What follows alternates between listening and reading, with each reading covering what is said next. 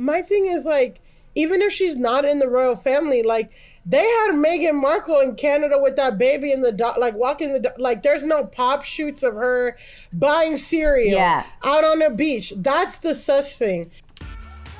And welcome back. You're listening to Hysteria, the podcast for grass touchers. Sounds kind of sounds a little bit dirty. I get consent from the grass before I touch it. I feel like, is it okay if I touch you?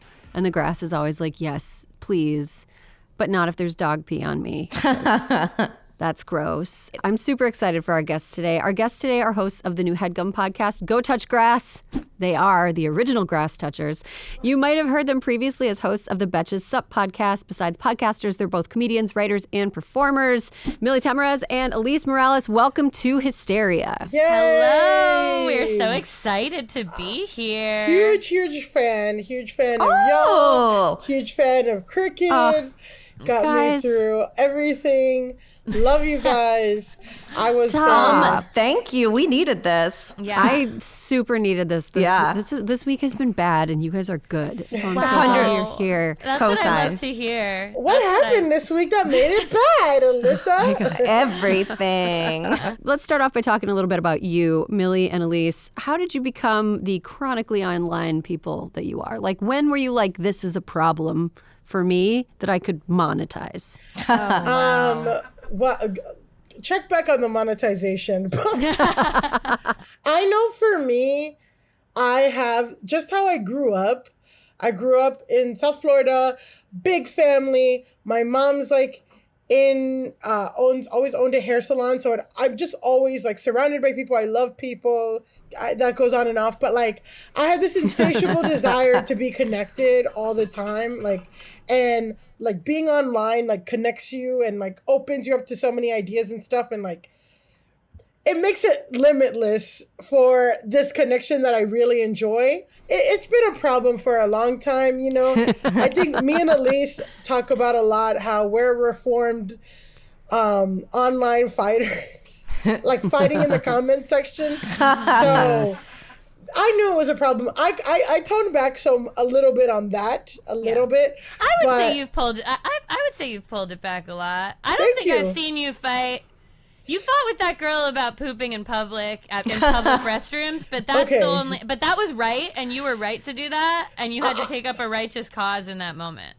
Thank you, Alise. See, this is why we work, because we see each other. I'll say that I just got more like, before I would fight online as a point of like, no, other people in the comments need to see the right position. You know, if someone's being racist or something online, like, you know, maybe I'm not going to convince the person that whatever, but I can convince the person in the comments. But now the algorithm's so fucked. If you care about race, like, you're going to see it anyway. But once in a while, I'll see a Gen Z. Alisa's, I don't like pooping in public, like outside. Just to clarify, this one Gen Z girl was like, ew, people actually poop in public restrooms. Like, that's gross. I'm in here doing my lip gloss and my coworker's pooping. Who poops at work? And I said, excuse me, if you gotta poop, you gotta poop. I don't give a fuck where I'm at. That is correct. It's the bathroom. Aren't young people getting diagnosed with colon cancer? Yes, as a matter of fact. Frequency? Yes. You have to poop when it's time. You have to.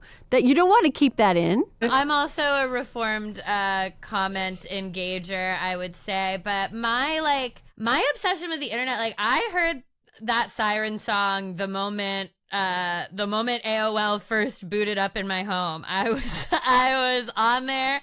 I was a big MySpace girly. I learned code to make my MySpace. I actually learned code to make my MySpace have a top 3 instead of a top 8, which is psychotic. I made it worse. I made it more. I don't know. I think that's better, though, because it's like top 8, there's so many things to vie for. But top 3, you're like, no, it's my mom. I love when people put Jesus in their top 3 and then Tom. What I will say is that my top 3 was my best friend and my 2 boyfriends who I was constantly breaking up with and dating one or the other. Wow. So that, it was deranged what I was doing. Yeah. It was toxic. Live journal was big. I was a big fan fiction girly. Yes. I have been deep in the world of the internet for as long as I could get on the Family Dell computer. Yes, I mean, I think we should just dedicate an entire episode of Hysteria to Alise's Harry Potter fanfic, where it's the same thing as book 5, except she's at Hogwarts and everyone wants to date her. It was really good. It was really good. Wow. And I don't know if this podcast is the conceit to like justify hysteria, because we're not denying hysteria at all with what we're doing with online. me and Harry Potter in With the you year and Harry 2005, it was With a me and- hysterical situation. Yes. Oh my God. That is okay. Now that we know the full extent of your pathology, We are briefed. Let's talk about the TikTok ban. Just this morning, we're recording on a Wednesday morning. This morning, the House of Representatives passed a TikTok ban with a almost consensus margin that is pretty much unheard of in these divided times. But now there is talk that this TikTok ban, which had more momentum than any other possible TikTok ban in the past, might actually die. If it were up to you ladies, would you want TikTok banned? It can be for selfish reasons, or it can be for like national security reasons. Yeah, for humanitarian reasons. Do you think it should be banned? I'm actually doing really well on TikTok right now, so I'm going to say no. Yeah, at least you had some really good viral videos in the past 24 hours. Yeah, my videos are we're gonna popping get to off. those. So for me personally, and I don't know what's going on with Instagram, but the algorithm there doesn't like me as much. So I'm gonna say no. I do not want to be on TikTok for me. Okay. And I'm gonna also piggyback on Alise. I don't post as much, so I'm not getting as much, but I do need to see every single white woman get kicked off an airplane in the United States, or even in UK too. And that is what my algorithm is feeding me. I need to see Zoom Family Court, where the husband's weaponized incompetence bites back. I need to see a Chinese woman who's boiling soup with a plastic bag. I need to see curly hair tips, goth makeup for black women. Like, I need that specialized content. Baked oats with chocolate protein powder. That is what I'm getting. And Instagram's not giving it to me in the same way. So TikTok for me, it can't go away. I need this. I need to feel like, you know what? I, who can't drill a hole properly because I have acrylic nails, can renovate a house because this girl in Arkansas did it. Not myself. So, Wait, yeah. Okay, so we've got 2 keep TikToks. Alyssa, what about you? I gotta say, keep TikTok. Look, I like Instagram. I like to see people's babies. I like to see people's pets. That's kind of what you get on Instagram. I've rooted out a lot of like the negative dark shit. But on TikTok, I kind of come alive late at night. Do you know what I mean? Yes. It's like I've been in every part of the Stevie Nicks TikTok. I have been into the We Are the World TikTok. I also protein powder and baked oats TikTok. I get that all the time. Yes. I have so many recipes to try. I love bad cooking TikTok, and I also like good cooking TikTok. Yes. Mm-hmm. So I really hope that maybe, and this is the outcome, is that like TikTok just, separates from its Chinese overlord, and 170 million users here can still kind of go on enjoying TikTok. I'm sure there are bad parts of it, but like you guys said, the algorithm's kind to me, and it really is only giving me what I like.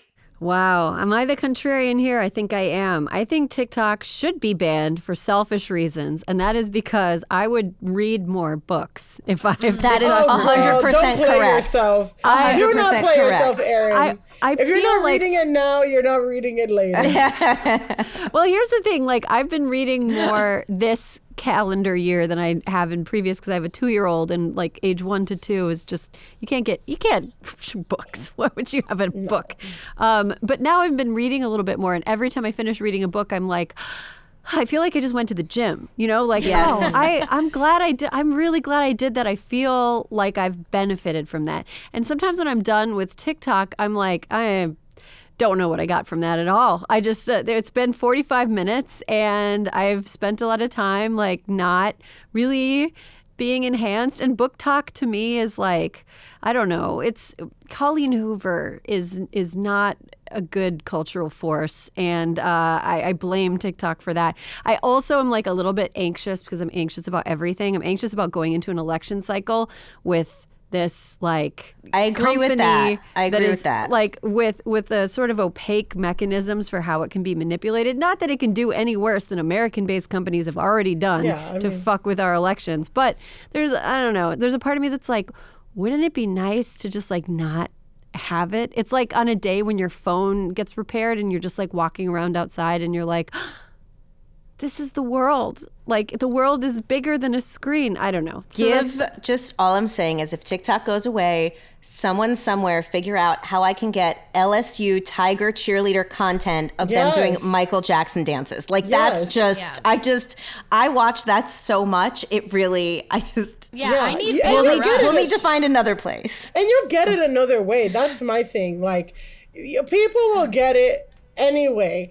And also, not to, to your point, Erin, I have to say, I did see a tweet today that said, adults are now saying unalived, segs instead of sex. The dollar bean. Yeah. The dollar bean. Like, we're censoring ourselves in, like, normal conversation because of TikTok. I heard a speech from a Malaysian representative at the UN General Council talking about like Israel-Palestine, but on Twitter too. But everything was like the word war crime, like things that in this context should be acceptable because they're at the literal UN and it's all censored. I'm like, maybe we do. TikTok has kind of destroyed our collective brains, and that might be an upside, but still I do need to see every Karen get kicked out of a Marshall's.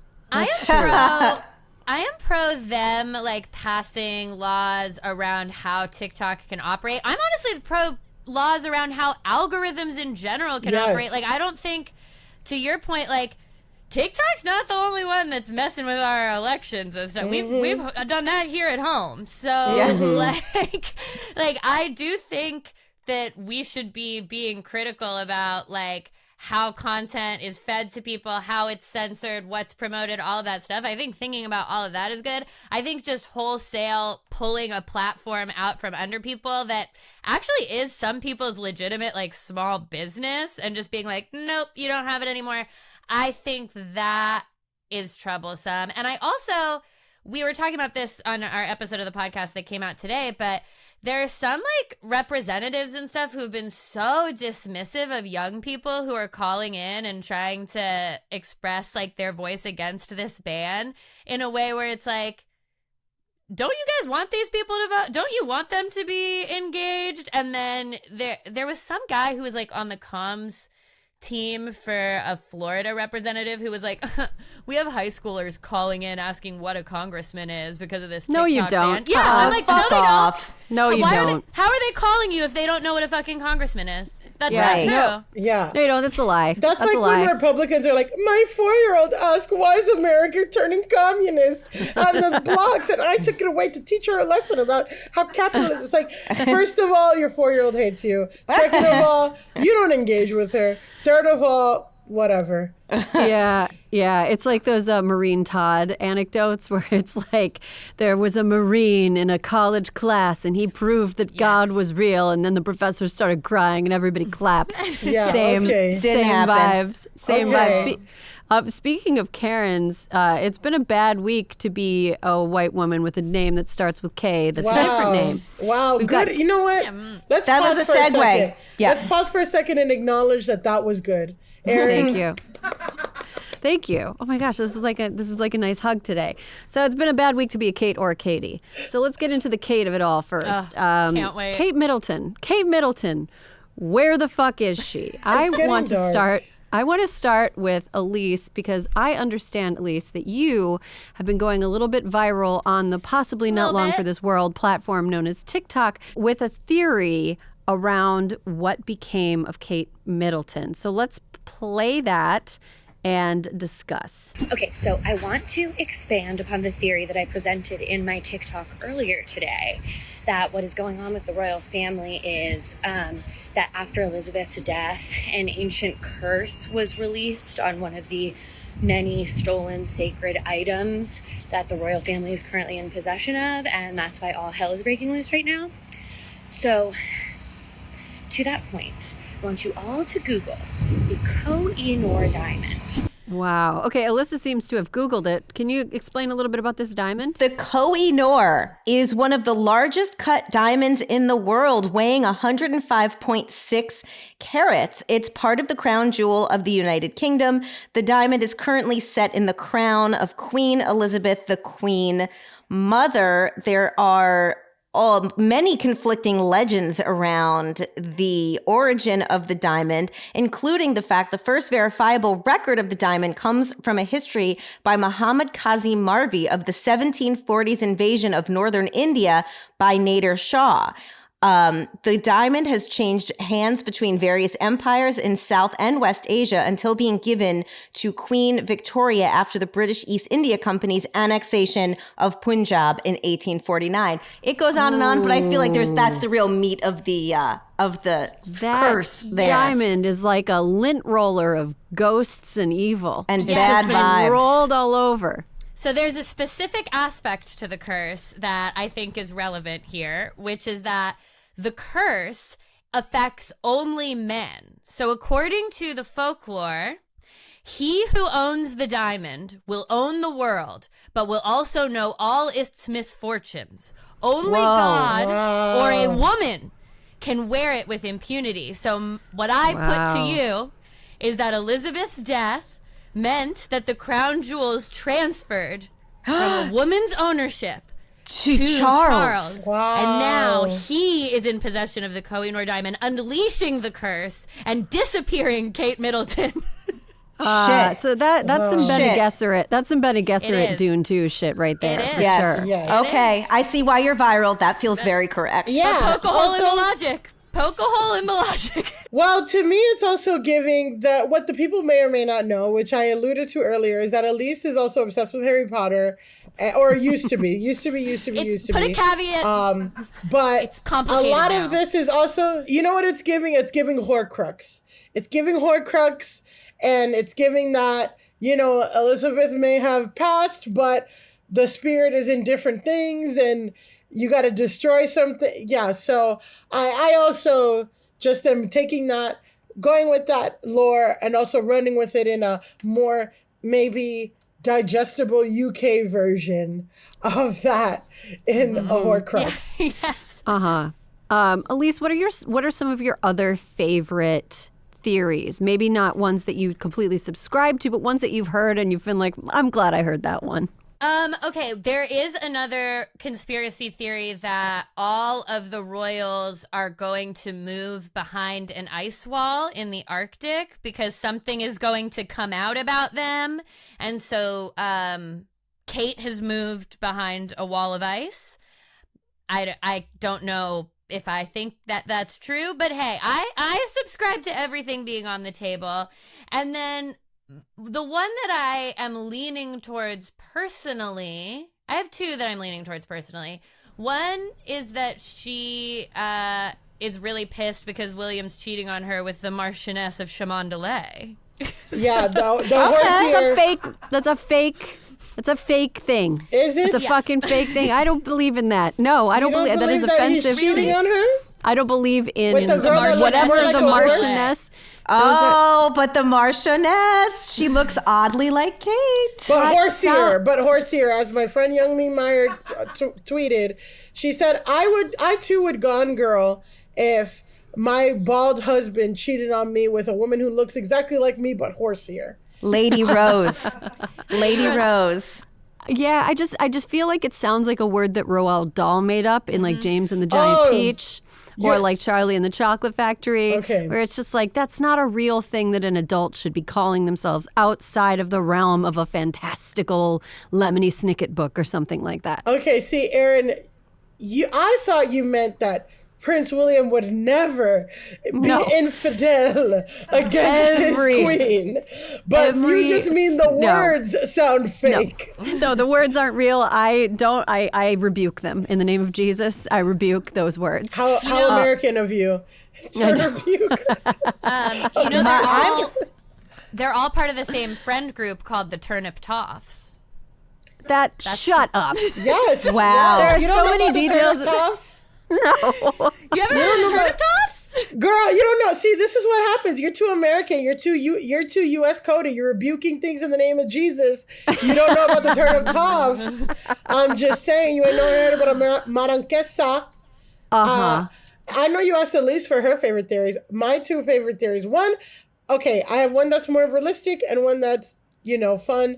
The realistic one is like, because they gave an expiration date on when she's coming back, me and Alise have speculated, and I've speculated that it's some kind of really intense rehab or something where it's but I'm like, but then I don't know, there would be something popping up by now of her in the rehab, but I'm like, it's a plan, like, some kind of rehab thing. And another thing that my side of the internet has speculated on is that Kate Middleton got a BBL. That's my favorite theory. Yes. If she comes out with booty like me, then we know I'm right. Yeah. Well, Alyssa, now I gotta go on your Instagram and look at, there is no proof of my booty. She does not post booty pics on Instagram. Shockingly, Alyssa Mastromonaco does not really do the booty pics. But which one of you posted feet? Erin. Erin posted not feet? me. It was a amateur move on my part. I did not know how dogged these foot people are. And I discovered that I had a WikiFeet page after one of my friends, Laura, wrote an essay about her WikiFeet page that got published on The Cut. And then she was like, you should look and see if you have one. And I was like, okay. And then I wish I wouldn't have. I don't know. I feel like, oh, you got one? God, I feel like I'm missing out. And they voted my feet okay. Wow. Correctness. Feet people fix this. Now, see, as someone with wide, flat feet, I know I'm someone's things. I know I'm not everyone's thing, but I gotta check. Because I got some weirdos out here. Fred Flintstone feet. There's a world for them. Listen, okay, I didn't say that, Alyssa. I'm hurt, but we'll move Listen, on. I have the same thing. You took it a little too far. I didn't say calloused, but okay, we're going with that. Yes. Okay. So she's got a big shelf of a butt now. But Millie, here's something I thought about the expiration date, because I thought the same thing, where it's like she's being treated for something that takes a long period of time and she can't step out during the treatment. But maybe she's just planning to step away like permanently. Maybe she's getting a divorce. This is her blah, glide blah, blah, path. Blah. And like the royal family they were like, yeah, she'll come back on like Easter. And that's like me when I agree to do things like 3 months out, where I'm like, yeah, sure, I'll like, I'll like go to your event in like 3 months. And then it gets here and it's like, oh man, March, I thought March would never get here. Like, oh man, I wish I wouldn't have committed to that. So like, Erin, you don't have to go to my comedy show. It's okay. I thought you would like to hear my hour about how I lost my virginity, but I guess not. If you are doing it in LA, I 100% will. That sounds super fun. In 3 months, got you. I know your game. You already shared your game, Erin. I've got something in 3 months. But that was like, maybe they're just kicking the can down the road and being like, yeah, she'll definitely be back. Well, she'll be back and we'll solve whatever thing is wrong within the 3 months. And then they didn't solve it. Yeah. Well, my thing is like, even if she's not in the royal family, like they had Meghan Markle in Canada with that baby in the dog, like walking the dog. Like there's no pop shoots of her buying cereal out on a beach. That's the sus thing. It's not that she's not doing any public appearances. It's that there's not even a real pop photo except weird Millie, body doubles. What about her? What about that mannequin that they got in the car? What about the picture that came out yesterday? That was weird. The Michael Jackson one or the side of the face one? The side of the face one. The side of the face one came out yesterday, which I actually laughed out loud. If there's one thing that we can definitely say from this, it's that whoever is doing PR for the royal family is so divorced from what is normal. Like truly, like they should hire, I don't know if you guys are a Scandival people, but his 23-year-old crisis PR manager Riley that was revealed in the New York Times article. Like I think Riley would be doing a better job at this point than what they're doing, because it feels to me like they are just completely unable to fathom how anything will be received, and every single thing that they put out makes the story weirder and weirder and weirder. Like, just produce the princess. Yeah. Right. Well, like, because here's my thing. Which is why at first I live in a very like superstitious karma. You never make fun of someone who might be sick, like that whole thing. Here's my problem. If she was really sick, and maybe we'll find out she was, but at this point it's feeling weird. Why wouldn't you use it as a moment to bring awareness to whatever's wrong with her? Like if she had like some of her healing timelines actually a little bit synced up with if you go to have a full hysterectomy, right? Or colon surgery, or because they keep saying abdomen, right? Not stomach, they say abdomen. So I've tried to go down the rabbit hole and it's like, well, then why wouldn't you just say, this is what she's gone through and this is what it's like for a woman to heal? Like that's the way you use the PR properly.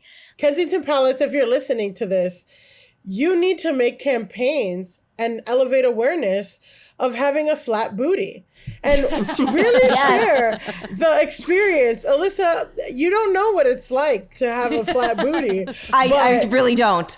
They could use their world platform to say, this is what a woman's experience, when you have an ass like an ironing board, you are going through stuff and this is their chance and they've completely squandered the opportunity. To your point, Alyssa, and they just need to be outright and say, like, you know, she's got, own it. She put the dunk back and it's taking time because BBLs very, very famously are like one of the most dangerous procedures that take 3 months to recover. You can't sit right for months and months.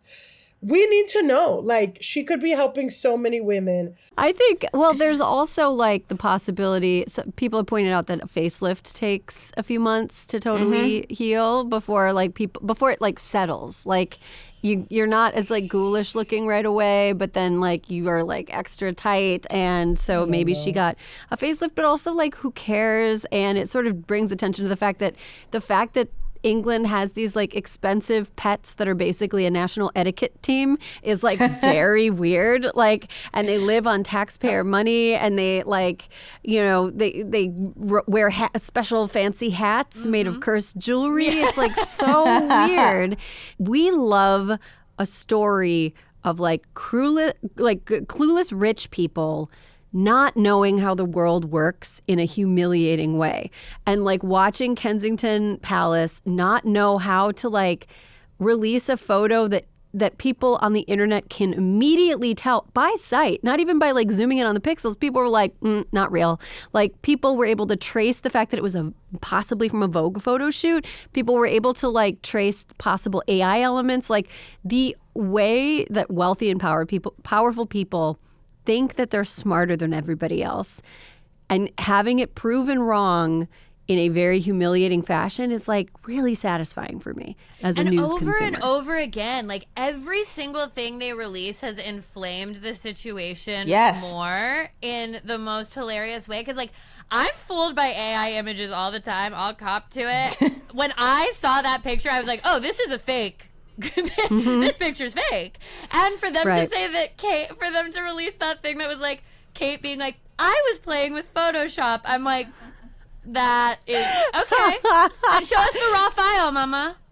This is a very do you hear the people sing moment. It's very much giving a story that me and Alise covered of I gave $50,000 in a shoebox to a stranger.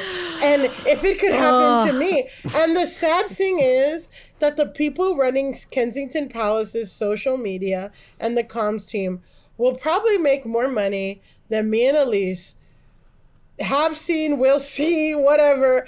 And they're complete fools. They don't even know how to post you know what I mean? Like a kind of photo, and it's crazy, and they think everyone's stupid, and it's like, oh well, surely like you know, even if I could get scammed, it could happen to anyone because I'm from an Ivy League and I'm related to a Roosevelt and all that. You know, it's the same thing. It's like rich people are not rich because they're smarter than anybody. No. And that's something that illusion and that lie is something that has kept us from eating them, I think. Yeah.